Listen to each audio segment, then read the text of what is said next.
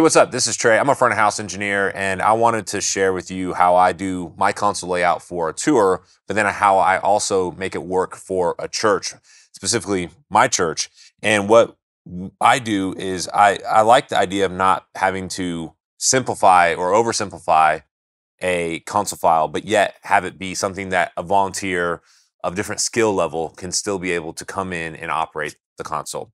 I find that I don't want to make it so dumbed down or simple, if you will, that I'm sacrificing the ability that the console offers or the capabilities that the console may offer, but it allows for us to still have a great workflow for our church, still achieve cool features that the console has to offer, but it will allow for multiple people to come through and be able to jump on and operate. So let's start with drums. And what I do here is, and so for this setup, I have two layers here on this Digico 338 console.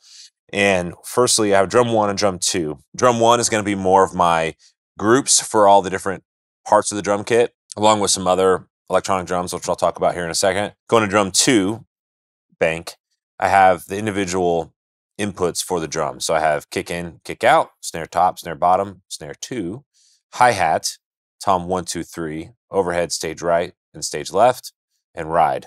So what I'm doing is I'm taking the kicks, I'm taking the snares, I'm taking the toms and the overheads and sending them to their own groups. So I have kick going to kick group. I have snare going to snare group. I have snare two going to a snare two group. I have overheads, ride, and hi-hat going to the cymbals group. And then I have the toms going to the tom group. So going back to layer one, drum one, I have all these groups as I just mentioned. Plus I have some electronic drums. We have some electronic drums in this kit. We have an E-kick, an E-snare, E-toms to be able to trigger the toms or to play on like an SPD, S-pad or what have you as its own output there. And then E-pad. So all different types of samples and stuff we can incorporate with the sound. Also on this layout for this show file, I have my effects in a multi-group here, which on the Digico basically means you have ability to just have one fader handle multiple inputs. So if I unfold that, then I have my drum plate and my drum room here. So with the multi-group, I'm able to combine multiple channels into one fader on the desk, which basically just helps take up less room and it allows for a faster workflow, which is super important. So I can grab this one fader and bring down the level and it will affect what's inside that multi-group.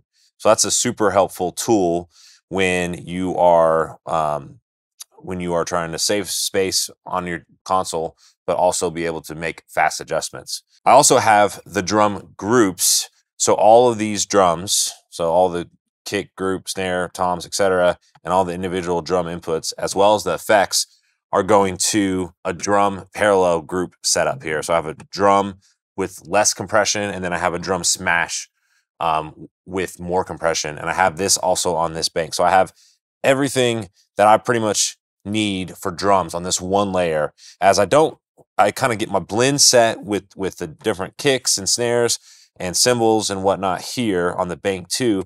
But when I'm mixing the service or the show, I'm pretty much living on drum page one here, which allows for fast movements and allows for everything to be on these 12 faders, which is really helpful. One thing to know about the Digico console is that they make it super easy with this platform to be able to send group to group, be able to do things like parallel compression and whatnot. If your console doesn't have that capability, that's okay. The whole point is using what you have available to you and allowing it to be a fast workflow. My concept here is drum layer two, for the most part, doesn't really get touched. All these EQ settings, the fader positions, the panning, etc., is pretty much locked in unless there are major changes that need to happen. One other item that I want to talk about too is just why I do the kicks, the snares, and etc. into their groups and process together. So the idea is I do some treatment with EQ and compression and gates and whatnot of the individual mics. But I find a great benefit to having the processing being done on them as a whole. It keeps things in phase and in time together. It allows for when you compress both the kick mics or the snare mics together or all the cymbals together, it allows for things to stay really glued and compact in your mix.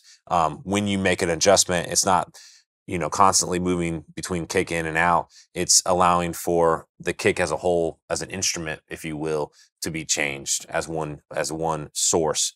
And so with the ability of mixing into groups, it also allows for you to just have greater control of the tonality of the drums, for example. So you may have noticed that I only have one snare 2 mic, but I'm still sending it to a snare 2 group. And the reason why is on Digico, for example, it adds about 14 samples of latency for every time you add a group in. So I want to keep all my drums in time with one another. Again, it's all about having that relationship between all the mics, and a drum kit is really important to keep everything in time and in phase with one another. So by adding one mic into a snare 2 group, it keeps that mic in time with all the rest of the drums, and therefore it keeps it sounding tight and punchy. Another thing to keep in mind, if you're sending inputs out to waves or to outboard gear, for example, you have to compensate for that latency that's going to be caused by having your inputs being converted to analog and then back to digital, or going to a wave server that is running through plugins that has latency within those plugins as well. So it's all important to keep in mind so that your mix will stay in phase and in time, and keep sounding great as you are inserting a bunch of stuff throughout your inputs. One other thing you may have noticed is that my electronic drums aren't going to a group before going to the drum groups. And that's because it's coming from an external computer, so it's not a part of the microphone array that we have on the drums. The whole idea is allow for the volunteer to stay on bank 1 and have big movements like kick drum is too loud. All right, we'll bring that down. Or snare drum needs to be adjusted. It allows for a quick functionality of whoever is operating to just realize snare drum needs to come down and not have to really dig into the whole setup of it all. So if you have a different type of console and you don't have maybe some of these features, that's okay. Just figure out what works best for your console, what works best for your team. Even if that means you have a kick mic and a snare mic and overheads, and that's it, you're able to still get great sounds with that will work for your space and be able to have an easy setup for your volunteers to jump on and operate.